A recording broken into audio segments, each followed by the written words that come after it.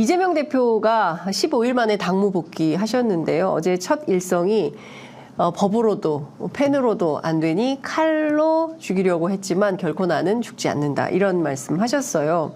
4월 총선은 일단 정권 심판 선거로 규정을 하고 그리고 공정과 혁신 공천을 하겠다 이렇게 약속을 했는데 첫 일성 어떻게 들으셨습니까? 처음에 말씀하신 법칼 언론, 네. 법 언론 칼 그거는 네. 정확한 워딩을 제가 직접 듣지를 못해서 그거는 취지는 알겠는데 정확한 워딩은 제가 네. 아직 직접 듣지 못해서 그에 대해서 또 한동훈 위원장이 또 뭐라고 한마디 했더군요. 예, 예. 그러니까 그것은 취지는 충분히 이해가 가고요. 네.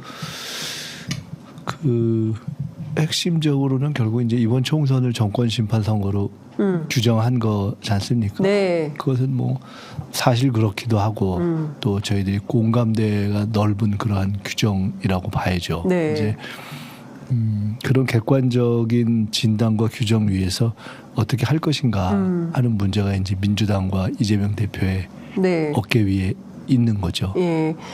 지금 중요한 뭐 전선은 반윤 전선이라고 치고 그리고 더 중요한 것은 민주당 스스로가 수권 가능한 대한 야당으로서의 존재의 가치 그리고 이러이러한 일들을 이러이러한 정책들을 하고 있다라는 것들을 쭉 밀어가면서 국민들로부터 좀 환영받는 박수받는 그런 정치가 좀 되어야 되는데 지금은 살짝 좀 정체된 느낌 아니냐라는 비판도 있거든요. 그런 비판을 할 수 있는 대목이 있다고 봐요. 네.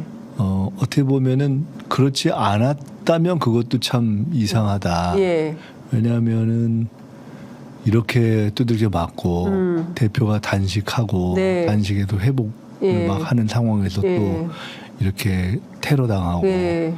그래서 저는 개인적으로는 진짜 이재명 대표가 다시 당무에 복귀를 개인적으로 저는 좀 더 있다 해야 되는 것이 아니야라는 생각을 제가 구체적인 그 몸 상태를 몰랐지만 네. 그냥 짐작을 할 때 네. 워낙 쉽지 않은 상황일 것 같아서 그런 좀 걱정이 있었던 편이에요. 네. 근데 어쨌든 생각보다 빨리 복귀가 된 것이고 칼을 맞은 입장에서는 네. 그래서 그런 지켜보는 입장에서의 지지부진함, 답답함이 당연히 있을 수 있었겠다 싶고요. 예. 또 당과 대표로서도 당연히 그런 답답함이 있었을 거라고 보고 네. 그렇지만 이제는 복귀했기 때문에 더 어떤 양해만 구할 수는 없는 상황이기 때문에 네. 이제는 지금 말씀하신 뭐를 어떻게 할 것인가에 대한 적극적이고 예. 긍정적인 어떤 공격적인 행보가 예. 이제 시작될 때가 됐다고 보고요. 저는 될 거라고 봅니다. 적극적이고 공격적인 행보가 곧 시작될 거다. 네. 어떤 형태로 나타날까요? 제가 가끔 이런 얘기를 하는데 이제 어차피 윤석열 때리기와 이낙연 때리기는 한국면 지나가고 있다. 네. 왜냐하면 이제 워낙 문제가 있는 것을 국민들이 알고 예. 또 한동훈 위원장이 대타로 예. 임시 대타로 전면에 예. 나섰고 예. 했고 또 어쨌든 비판만이 아니라 지금 말씀하신 것처럼 민주당이 대안 세력이자 네. 국민의힘과 윤석열 정부가 만들어낸 국정 위기에 대한 극복 주도 세력으로서 네. 보여줘야 되는 거잖아요. 예. 저쪽이 정말 문제가 있다라는 것은 알지만 민주당에게 흔쾌히 힘을 줘야 되는 상황이 되려면 이제 그걸 보여드려야 되잖아요. 예.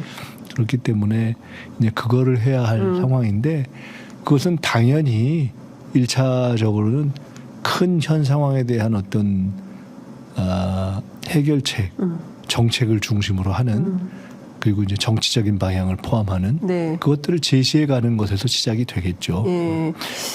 그러니까 지금 말씀 주신 대로 윤석열 정부의 국정 운영 기대는 많이 했지만 공정과 상식으로 뭔가 할 거라고 생각했는데 꼭 그렇지 않더라. 부정평가 60%.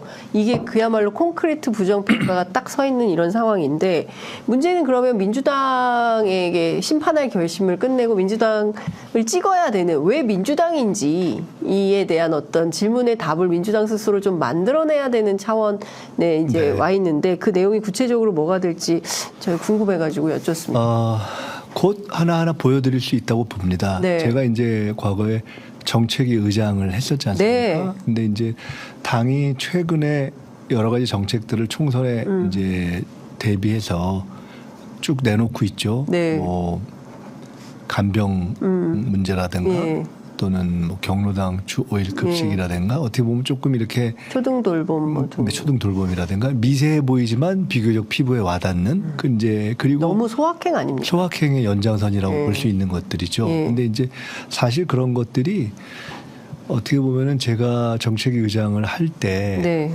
그 당시 민주원권 측하고 협의를 해서 요것들을 1차 준비해가면서 또 다른 걸 준비하자고 했던 그 당시의 패키지들에 많이 들어있는 것들이었어요. 그러니까 어찌 보면은 한 조금 시효가 네. 지났다고 볼 수는 없지만은 준비가 좀 일찍 됐던 것들이고요. 예. 지금은 상황이 좀 변한 예. 측면이 있잖아요. 맞습니다. 그러니까 경제 상황도 변했고 네. 무엇보다 안보 상황이 변했고 네.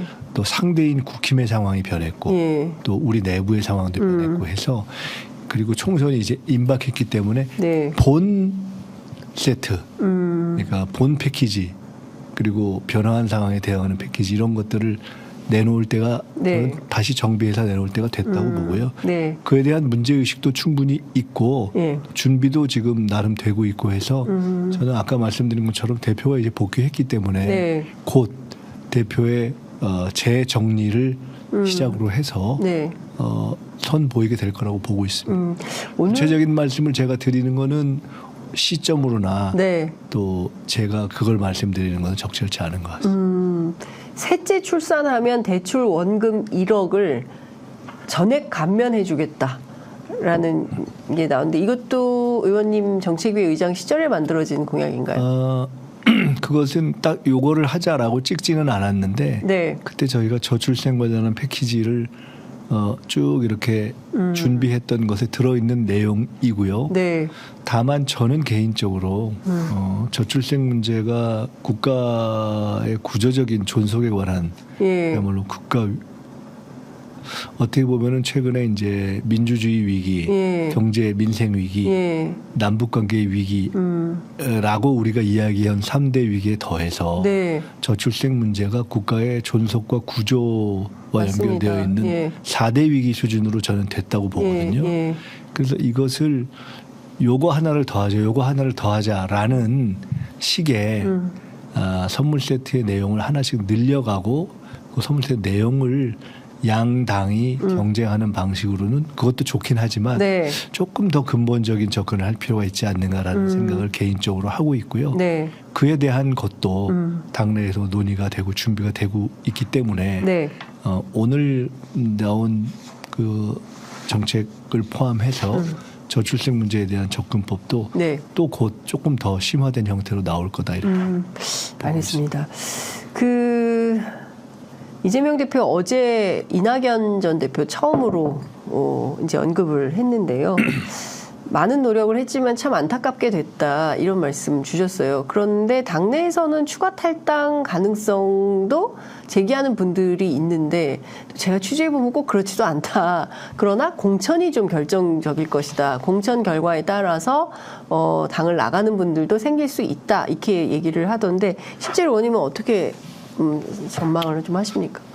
글쎄요, 이제 이미 나간 분들에 대해서 제가 뭐 사전에 이낙연 대표 전 대표에 대해서 굉장히 강하게 얘기를 한 편이기 때문에 이미 할 얘기는 그때 다 했고 네. 이미 이제 나갈 분들이 나간 상황에서 굳이 뭐 거기다 더 얘기를 보탤 필요는 저는 없을 것 같아요. 네. 그리고 현재 상황에서는 꼭 추가 탈당 문제와 연관시킬 것 없이라도 공천을 제대로 하는 것은 매우 중요한 일이기 때문에 네. 거기서 핵심은 저는 경선을 잘하면 된다고 봅니다. 경선. 네. 그래서 네. 경선을 네. 두루 네. 별 예외 없이 그리고 실질적으로 예. 이렇게 하는 것이 중요하다고 보고요. 저는 개인적으로 전에부터 네. 4년 전 총선부터도 얘기했는데 가령 저는 제가 2002년도 지금 현재 우리 당의 대통령 후보를 뽑는 국민 경선 5대5를 기획을 했었던 네, 입장이고 예. 쭉 그 발전 과정을 보아온 입장에서 네. 이제 과거에 국회의원 공천도 관여를 해봤고요. 네. 조사에. 예. 이제는 실질적인 경선에 의한 국회의원 후보를 뽑는데 예. 경선도 이제 어느 정도 정착이 돼 있는데 예. 지금의 과제는 그 경선을 실질적으로 만드는 것. 네. 진짜 경선답게 하는 예. 것이 저는 실질화. 예, 예. 라고 생각해요. 예. 그게 뭐냐. 제 개인적인 해법 중에 하나는 저는 모든 지역에서 토론을 제대로 한 수기 경선을 했으면 좋겠다. 이제는 과거와 달리 예를 들어 뭐 저희 지역도 그렇고 네. 다른 지역 한 뭐 200여 개의 선거구에서 당원들 대상으로 누구나 참여할 수 있는 유튜브를 이용한 토론을 네. 5번이든 6번이든 할 수 있잖아요. 그렇죠. 예. 그리고 그렇게 하면 다 걸러지거든요. 예. 그거 갖고 뭐 억울한 애 만에 시비를 걸 것이 없어요. 저는 그 정도 하면은 네. 충분히 지겨울 만큼 그 정보를 파악해서 실제적 경선을 하는 게 좋다. 왜냐하면 이 말씀을 왜 드리냐면 네. 종래의 경선은 경선이긴 하지만 말은 경선, 문의는 경선이지만 네. 동원해서 표 찍기예요. 아, 무늬만 경선이다. 이렇게 내가 모은 사람들, 네. 상대방이 모은 사람들이 와가지고 어느 날 투표하세요 하면 전화 오면 그냥 찍기. 네. 근데 이제 그게 좀 이상하잖아요. 매우 형식적인. 형식적이죠. 예, 예. 그리고 그거랑 상관없이 그냥 당에 대한 애당심과 애정, 그다음 객관적으로 판단해야지라는 마음을 갖고 존재하는 대다수의 당원들이 존재하잖아요. 네. 그리고 지지자들도. 근데 현재의 국회의원 경선 구조는 당원 반, 지지자 반이잖아요. 그렇기 때문에 실질적인 그런 경선이 뭐 있어요? 네. 과거에 DJ가 대통령 될 때 계속해서 토론을 요구했던 것처럼 네. 실질적인 토론을 하면 되잖아요. 수구의 경선이 필요하다. 그게 없으면은 예. 그냥 누가 많이 동원했나 그 싸움이 되는 건데 예. 저는 그건 이제 그 단계 넘어서야 또 된다. 당장 이번 총선 때 적용할 수 저는 있을까요? 할 수 있다고 봐요. 그리고 그렇게 했으면 저는 22대 총선 때 저는 당에 그걸 요구할 생각이에요. 수구의 저는- 경선하자. 저는 4년 전부터도 그 얘기를 했는데 옛날에는 기술적으로 어려워서 못하고 돈이 들어서 못했는데 돈 들 일이 없잖아요. 그렇죠. 이제 뭐 유튜브 아니, 저희 프로그램 오셔서 하셔도 됩니다. 아니, 그러니까 한 200개를 동시에 하는 것이 100% 가능하잖아요. 그렇죠. 예. 그것도 한 5일 동안 연속해도 100% 가능하기 네, 때문에 네. 그러면은 뭐 어느 날은 100명 듣고 어느 날은 500명 듣고 또 날짜 좋은 날은 1000명 듣고 할 수 있잖아요. 네. 그렇게 보고 정하면 되는 거죠. 저는 이제 우리 당의 경선 과제는 네. 그냥 어지간하면 경선 붙이고 네. 그다음에 그분들이 실질적으로 근수를 드러나게 하는 거예요. 네, 이게 네. 그라운드에 올라가면 근수가 다 나오거든요. 예, 그렇죠. 이 굉장히 그게 그냥 합리- 저는 심플하고 핵심적인 예, 과제라고. 정말 간단하게 그리고 뭐 돈도 안 들고 얼마든지 지금이라도 당장 해볼 수 있는 경선의 햇볕 정책이라고 봅니다. 그냥 햇볕 위에 올려놓는 거예요. 그러네요. 경선의 햇볕 정책이다. 예.